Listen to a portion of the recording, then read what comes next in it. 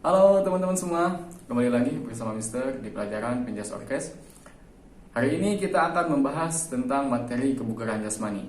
Ada beberapa subjudul yang akan kita bahas pada pertemuan kali ini, yaitu diantaranya hakikat dari kebugaran jasmani, bentuk-bentuk latihan kebugaran jasmani, dan tes kebugaran jasmani. Nah, namun sebelum kita beranjak ke materi selanjutnya, mari kita simak pembahasan video kali ini, yaitu tentang hakikat dari kebugaran jasmani. Jadi untuk di materi kali ini, yaitu di pelajaran kelima, kita akan mempelajari yang namanya kebugaran jasmani, yang terdiri dari hakikat kebugaran jasmani, bentuk-bentuk latihan kebugaran jasmani, dan latihan tes kebugaran jasmani.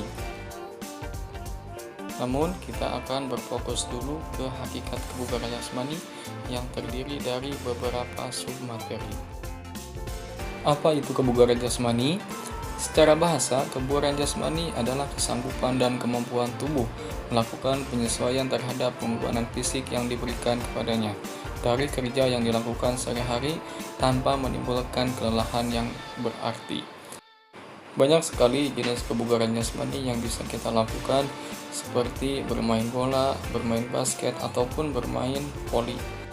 Hakikat dari kebugaran jasmani yaitu derajat kebugaran jasmani seseorang sangat menentukan kemampuan fisiknya dalam melaksanakan tugas-tugasnya dalam sehari-hari.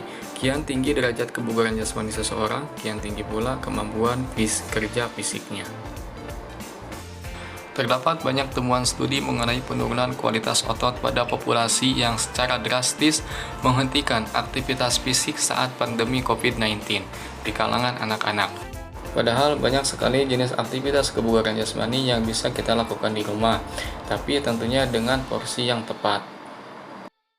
Sebagaimana yang telah dijelaskan tadi, porsi olahraga juga tentunya harus kita tentukan, sehingga tidak membebani tubuh.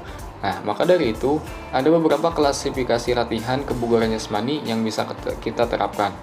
Yang pertama, dengan intensitas rendah. Yang kedua, dengan intensitas sedang. Dan yang ketiga, dengan intensitas tinggi. Intensitas rendah, 100 menit per minggu. Untuk intensitas rendah, sebaiknya olahraga dilakukan minimal selama 5 hari dalam seminggu. Dan dalam sehari, minimal Anda atau kita bisa melakukan berolahraga selama 20 menit. Yang kedua, dengan intensitas sedang, 150 menit per minggu.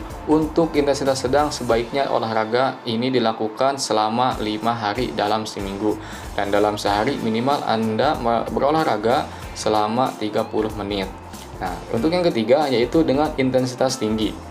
Berolahraga dengan intensitas tinggi, 75 menit per minggu. Untuk intensitas tinggi, sebaiknya olahraga ini dilakukan minimal selama 3 hari dalam seminggu. Dan dalam sehari minimal kita berolahraga selama 25 menit. Grafik ini menunjukkan proses dari tubuh kita pada saat melaksanakan kegiatan olahraga. Untuk minggu pertama, tubuh kita akan mengalami kelelahan. Nah, tapi ketika kita mulai beranjak ke minggu ke-2, 3, dan 4, maka tubuh kita akan mulai terbiasa dengan kegiatan olahraga yang kita laksanakan.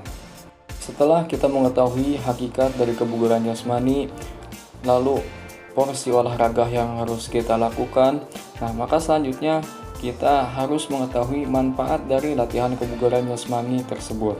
Manfaat melakukan latihan kebugaran jasmani secara teratur dan benar dalam jangka waktu yang cukup, diantaranya yaitu yang pertama yaitu menurunkan berat badan dan mencegah obesitas. Selain karena zat-zat makanan atau energi berlebih yang tertimbun di dalam tubuh, kemudian kegemukan dan obesitas juga bisa terjadi karena tubuh kurang beraktivitas. Yang kedua yaitu menambah kepintaran. Otak yang pintar adalah otak yang sirkulasi oksigennya lancar.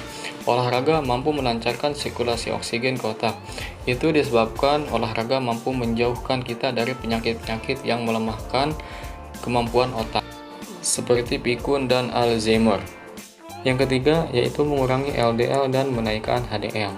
Dalam suatu penelitian disebutkan bahwa jalan kaki atau jogging selama 24 hingga 32 km per minggu mampu menurunkan lemak jahat atau biasa disebut dengan LDL, low density lipoprotein, dan menaikkan lemak baik atau disebut dengan HDL atau disebut dengan high density lipoprotein.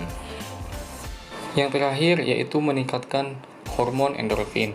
Jika kamu sedang jenuh, olahraga adalah salah satu cara yang bisa menghilangkannya. Sebuah studi mengatakan bahwa olahraga aerobik dapat mengurangi ketegangan dan membuat kita semangat lagi. Nah, maka dari itu, hormon endorfin akan muncul ketika kita saat melaksanakan olahraga.